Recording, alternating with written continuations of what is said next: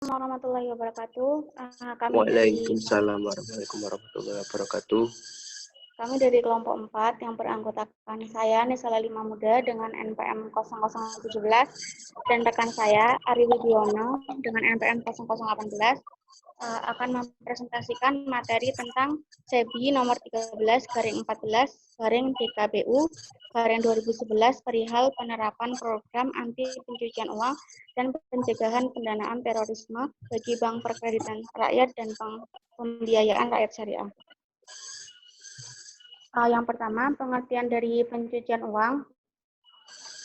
Pengertian pencucian uang menurut Undang-Undang Republik Indonesia Nomor 25 Tahun 2003 Pasal 1 tentang tindak pidana pencucian uang adalah perbuatan menempatkan, mentransfer, membayarkan, membelanjakan, menghibahkan, menyumbangkan, menitipkan atau membawa ke luar negeri atau menukarkan atau perbuatan lainnya atas harta kekayaan yang diketahuinya atau patut diduga merupakan hasil tindak pidana dengan maksud untuk menyembunyikan atau menyamarkan asal-usul harta kekayaan sehingga seolah-olah menjadi harta kekayaan yang sah. Kemudian berdasarkan UU Nomor 8 Tahun 2010 tentang pencegahan dan pemberantasan tindak pidana pencucian uang adalah segala perbuatan yang memenuhi unsur-unsur tindak pidana sesuai dengan ketentuan dalam UU PPT PPU. Hasil tindak pidana adalah harta kekayaan yang diperoleh dari tindak pidana seperti contohnya korupsi, penyuapan, narkotika, cukai, penggelapan, pencurian, pemalsuan uang, dan lain-lain. Kemudian selanjutnya adalah pengertian dari pendanaan terorisme. Yang dimaksud dengan pendanaan terorisme adalah penggunaan harta kekayaan secara langsung atau tidak langsung untuk kegiatan terorisme. Pendanaan terorisme pada dasarnya merupakan jenis tindak pidana yang berbeda dari tindak pidana pencucian uang, namun mereka mengandung kesamaan, yaitu sama-sama menggunakan jasa keuangan untuk melakukan tindak pidana. Kemudian untuk tujuannya, pendanaan terorisme itu berbeda dengan pencucian uang.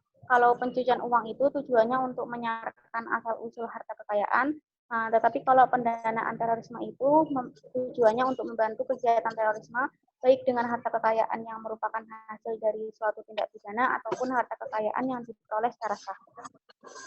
Kemudian selanjutnya adalah lembaga keuangan, khususnya perbankan, termasuk Bank Perkreditan Syariah atau Bank Pembiayaan Rakyat Syariah, Bank Perkreditan Rakyat atau Bank Pembiayaan Rakyat Syariah sangat rentan untuk digunakan sebagai media pencurian uang atau pendanaan terorisme melalui pilihan transaksi seperti transaksi penyimpanan dan pengiriman uang.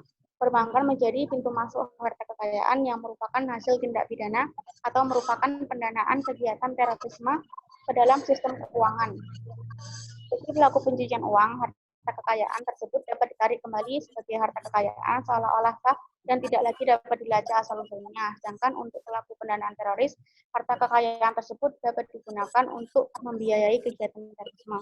Untuk mencegah BPR atau BPRS digunakan sebagai sarana tindak pidana pendanaan teroris dan pencucian uang, maka BPR dan BPRS itu perlu menerapkan program anti pencucian uang dan pencegahan terorisme secara memadai. Kemudian pada tanggal 12 Mei 2011 diterbitkannya Surat Edaran Bank Indonesia nomor 12/20/PBI/2010 tentang program anti pencucian pendanaan terorisme bagi Bank Perkreditan Rakyat dan Bank Pembiayaan Rakyat Syariah. Ini isinya adalah perlunya mengatur kembali ketentuan pelaksanaan mengenai penerapan program anti pencucian uang dan pencegahan pendanaan terorisme atau PPT, mencakup penetapan pedoman standar pelaksanaan, penilaian serta pengenaan sanksi atas penerapan program APU dan PPT bagi Bank Perkreditan Rakyat dan Bank Pemkreditan Rakyat Syariah. Kemudian yang pertama adalah pedoman standar pelaksanaan program APU dan PPT. Pedoman standar pelaksanaan ini menjadi acuan standar minimum yang wajib dipenuhi oleh BPR dan BPR dalam menyusun pedoman pelaksanaan. BPR dan BPRS itu dapat menyusun dan mengembangkan pedoman ini sesuai dengan yang dibutuhkan dan kompleksitas operasional usahanya dengan tetap mengacu kepada standar pelaksanaan yang telah ada. Kemudian untuk program APU dan PPT, di sini BPRS dan BPR dan BPRS itu wajib menerapkan program APU dan PPT. yang ada beberapa hal yang wajib dimiliki oleh BPR dan BPRS, yaitu yang mencakupi yang pertama adalah pengawasan aktif direksi dan dewan komisaris, yang kedua adalah kebijakan dan prosedur, yang ketiga adalah pengendalian intern, yang keempat adalah sumber daya manusia dan pelatihan.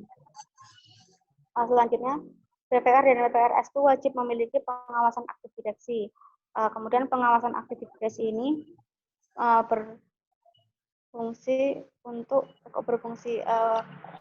pengawasan aktif direksi ini bertugas untuk memastikan bahwa BPR atau BPRS itu memiliki kewajiban dan prosedur program APU dan PPT, kemudian memastikan program APU dan PPT dilaksanakan sesuai dengan kebijakan dan prosedur tertulis yang telah ditetapkan.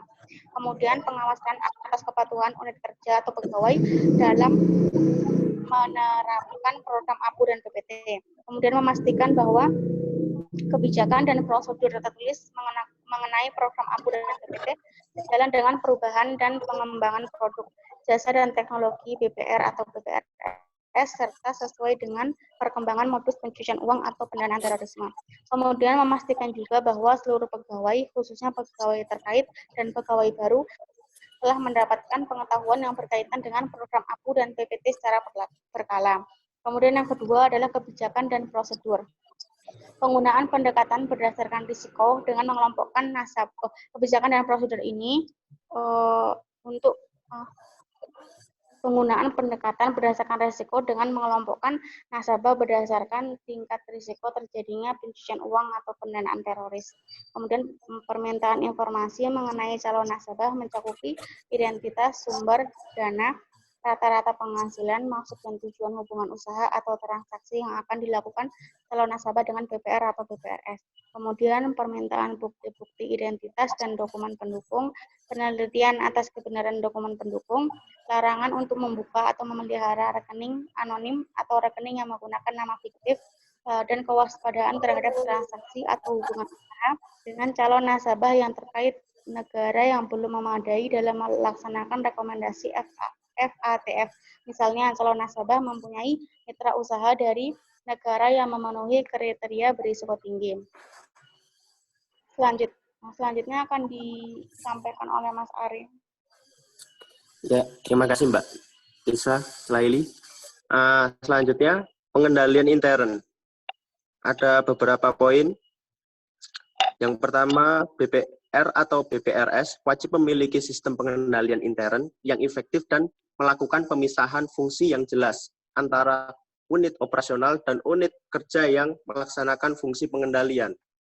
Yang kedua, dalam pelaksanaan program APU dan PPT, BPRS atau BPR atau BPRS harus melakukan pemisahan tugas dan tanggung jawab antara yang pertama, pelaksanaan kebijakan dengan pengawasan pelaksanaan kebijakan. Yang kedua, pelaksanaan transaksi dengan pemutusan transaksi. Selanjutnya, dalam hal BPRS, tidak memiliki satuan kerja audit internal atau SKAI. BPRS atau BPR atau BPRS menunjukkan pejabat atau pegawai direksi komisaris yang melaksanakan fungsi pengendalian intern dalam rangka memastikan efektivitas pelaksanaan program APU dan PPT. Selanjutnya, sistem pengendalian intern harus mampu secara tepat waktu mendeteksi kelemahan dan penyimpanan yang terjadi dalam pelaksanaan program APU dan PPT dengan tujuan untuk meminimalkan potensi risiko yang dihadapi oleh BPR atau BPRS dari bank itu. Selanjutnya, setelah dari pengendalian intern menuju ke SDM. BPR atau BPRS wajib melakukan prosedur penyaringan dalam rangka penerimaan pegawai baru untuk mencegah digunakannya BPR atau BPRS sebagai media atau tujuan pencucian uang atau pendanaan terorisme yang melibatkan pihak intern. Yang kedua, metode screening disesuaikan dengan kebutuhan kompleksitas kegiatan BPR atau BPRS dan profil resiko BPR atau BPRS.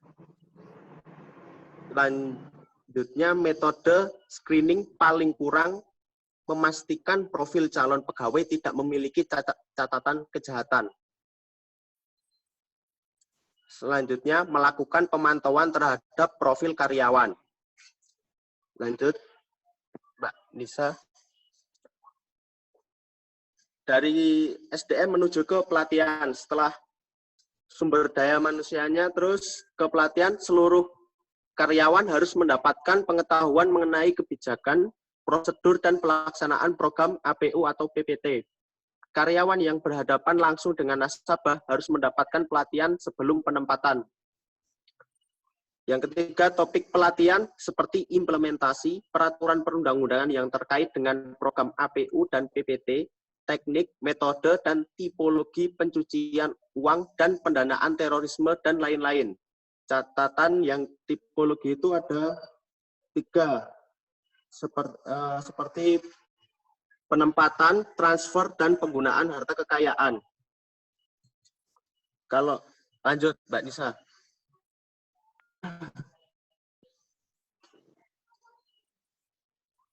Selanjutnya, penilaian penerapan program APU dan PPT. Penilaian atas penerapan program APU dan PPT dimaksud untuk memperoleh gambaran menyeluruh mengenai kecakupan dan efektivitas penerapan program APU dan PPT dan kewajiban lain yang setiap BPR atau BPRS. Gambaran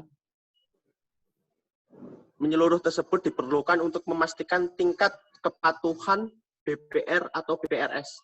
Jadi BPR atau BPRS itu patuh enggak terhadap surat edaran tersebut, terhadap ketentuan yang berlaku dan efektivitas penerapannya, serta untuk mengidentifikasi langkah-langkah perbaikan yang diperlukan. Bank Indonesia melakukan penilaian secara kuantitatif terhadap penerapan program APU dan PPT dan kewajiban lain terkait UU, PPT, PPU berdasarkan hasil pemeriksaan Bank Indonesia. Lanjut, Mbak Nisa. Yang selanjutnya, pengenaan sanksi. Yang pertama, sanksi administratif, yaitu teguran tertulis. Yang kedua, tingkat kesehatan BPR atau BPRS. Yang dimaksud dengan tingkat kesehatan BPRS tersebut adalah ketentuan Bank Indonesia yang mengatur mengenai tata cara penilaian tingkat kesehatan BPR atau BPRS. Pembekuan kegiatan usaha tertentu adalah larangan terhadap kegiatan usaha yang menurut penilaian Bank Indonesia merupakan kegiatan usaha beresiko tinggi untuk digunakan sebagai sarana pencucian uang dan pendanaan terorisme. Yang keempat, pemberhentian pengurus BPR atau BPRS.